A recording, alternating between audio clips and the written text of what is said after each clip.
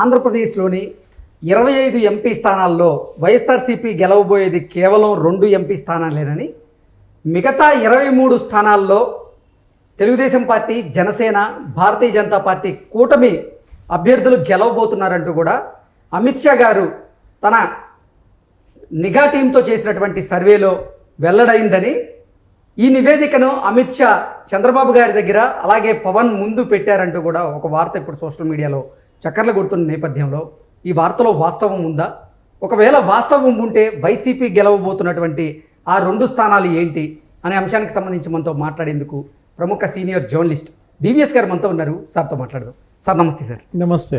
Sir, ఆంధ్రప్రదేశ్లో రానున్నటువంటి ఎన్నికల్లో మొత్తం 25 ఎంపీ స్థానాలకు గాను వైసీపీ కేవలం 2 ఎంపీ స్థానాలను మాత్రమే గెలవబోతుందని, మిగతా 23 స్థానాల్లో కూటమి అభ్యర్థులు జెండా ఎగరైపోతున్నారు అంటూ కూడా అమిత్ షా గారు తన నిఘా వర్గాలతో చేయించినటువంటి సర్వేలో వెల్లడైందని, ఆ నివేదికను అమిత్ షా గారు చంద్రబాబు దగ్గర, పవన్ కళ్యాణ్ దగ్గర పెట్టారు అంటూ కూడా ఒక వార్త ఇప్పుడు సోషల్ మీడియాలో చక్కర్లు కొడుతూ ఉంది.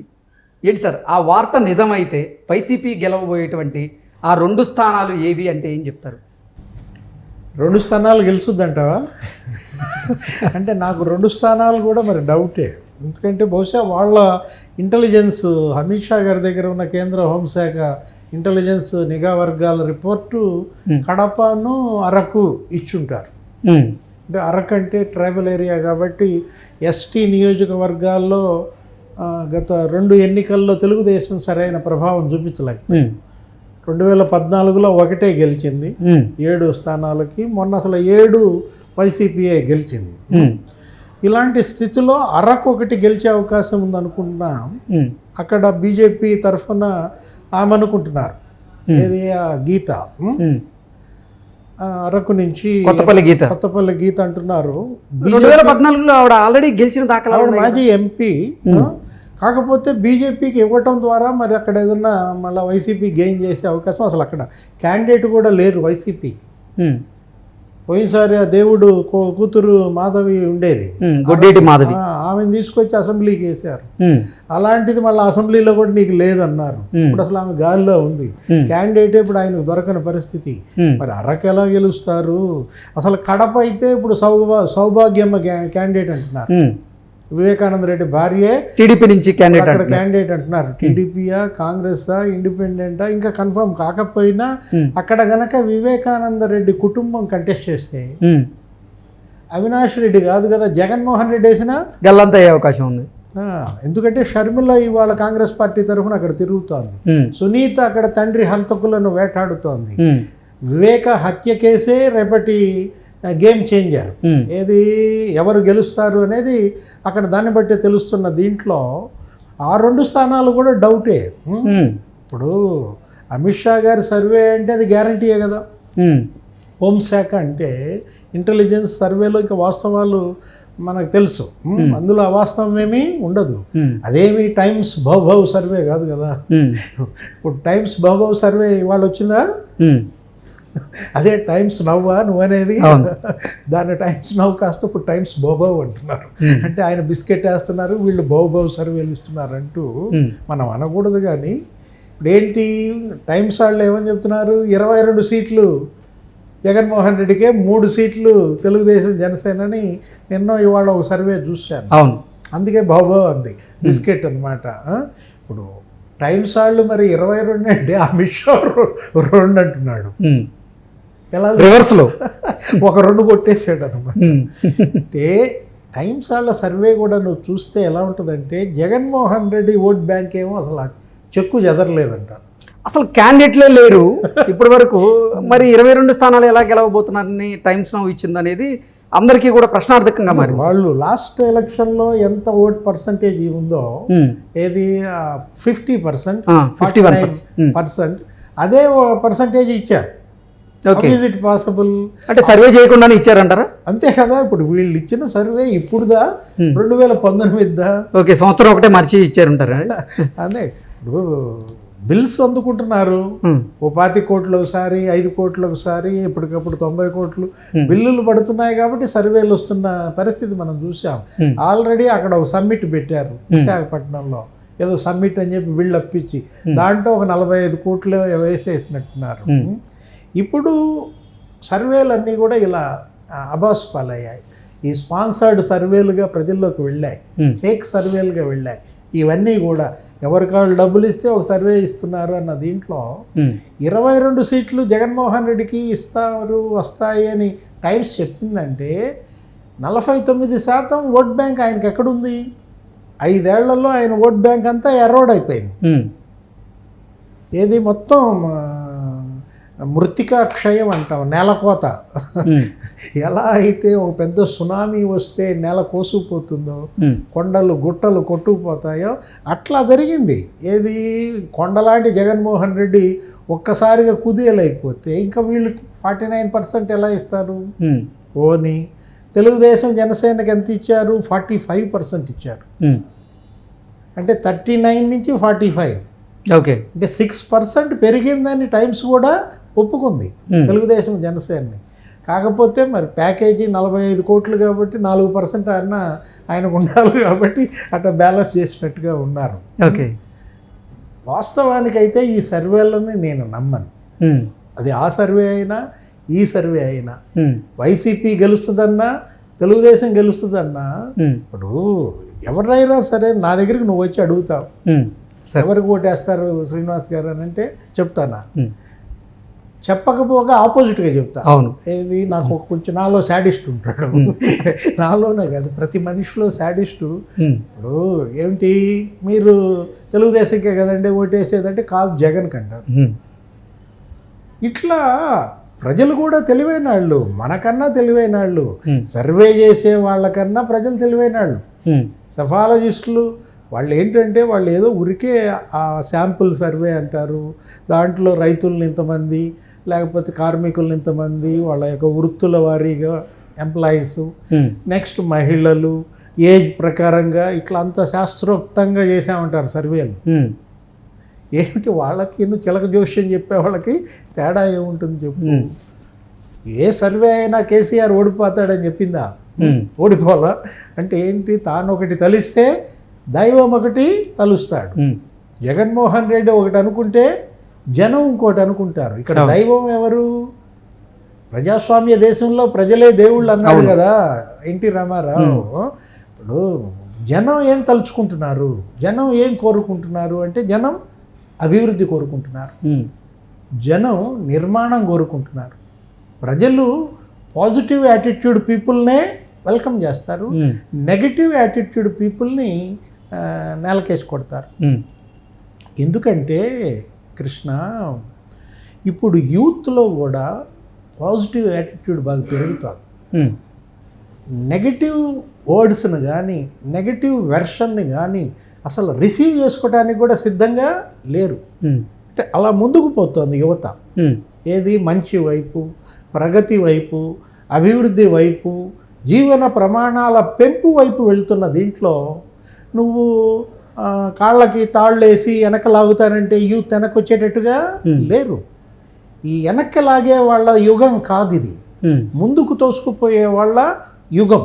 ఇప్పుడు రాబోయే యుగం అంతా యూత్ అంత పాజిటివ్గా వెళ్తున్న దీంట్లో రేపు ఆంధ్రప్రదేశ్లో అయినా తెలంగాణలో అయినా భారతదేశంలో అయినా యూత్దే ఏది హవా అంతా.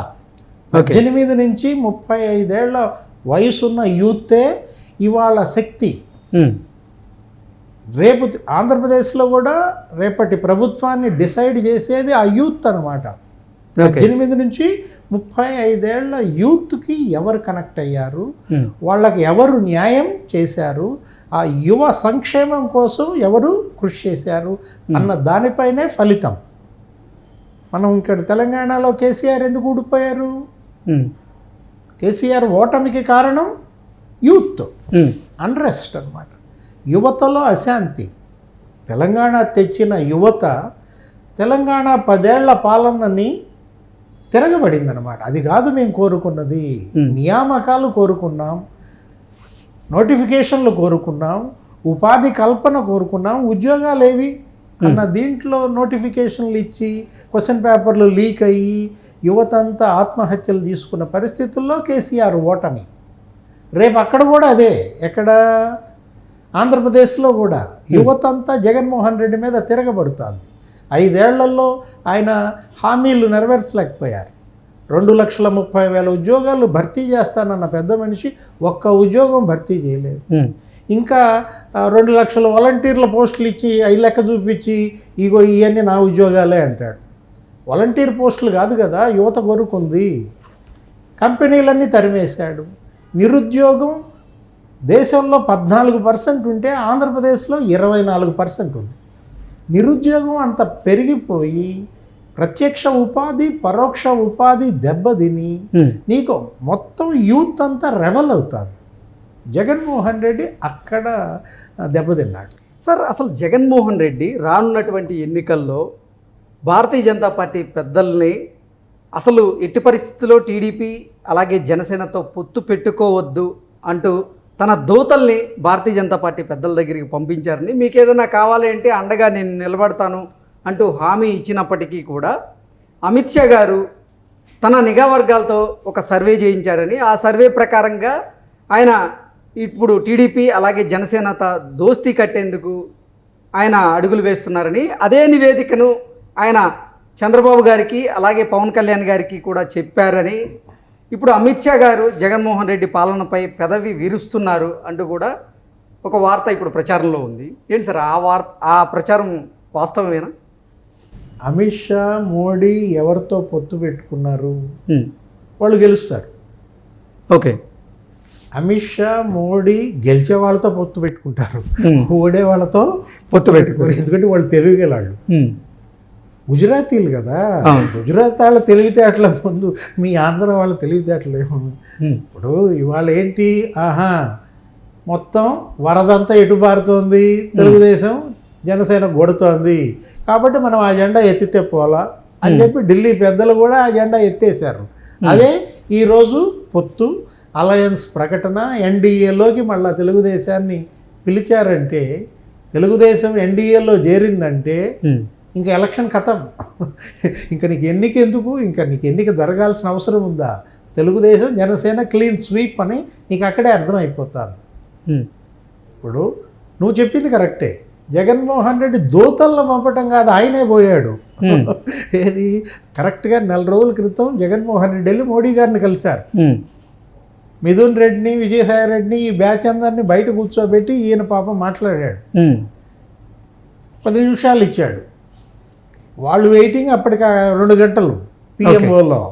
10 నిమిషాలు మాట్లాడిన దాంట్లో మోడీ ఏమనుకున్నాడు, ఏమన్నా పెండింగ్ బిల్స్ కానీ లేకపోతే ఇంకా వాళ్ళకి రావాల్సినటువంటి ఏమన్నా కావాల్సిన పోలవరం బకాయిలు అడుగుతాడు అనుకున్నాడు. అదేదో ఒక కాగితం చేతిలో పెట్టాడు, అది ఆయన పిఏకి ఇచ్చుంటాడు.